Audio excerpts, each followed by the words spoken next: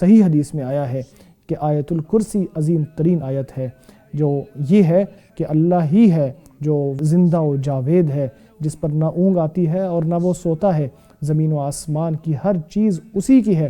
کون ہے جو اس کے سامنے کوئی سفارش کر دے سوائے اس کے کہ وہ اس کو اجازت دے؟ وہ جانتا ہے لوگوں کے بعد میں کیا ہونے والا ہے، ان کے مستقبل کو بھی، اور جو ان کا ماضی ہے وہ بھی جانتا ہے۔ لوگ اللہ کے علم میں سے کچھ بھی حاصل نہیں کر سکتے سوائے اس کے کہ جو اللہ ان کو عطا فرما دے۔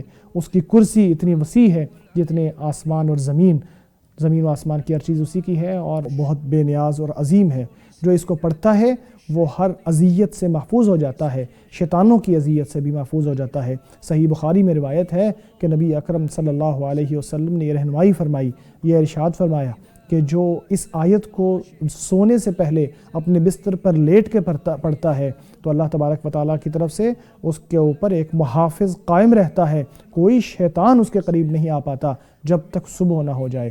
اس آیت کی قراءت کی یا اس کو پڑھنے کی فضیلتوں میں یہ بات بھی شامل ہے کہ جو اس آیت کو ہر نماز کے بعد پڑھتا ہے، اس کی تلاوت ہر نماز کے بعد کرتا ہے، تو اسے جنت میں داخل ہونے سے صرف یہ چیز روکے ہوئے ہے کہ وہ ابھی زندہ ہے۔ جیسے ہی موت آئے گی تو وہ جنت میں داخل ہو جائے گا۔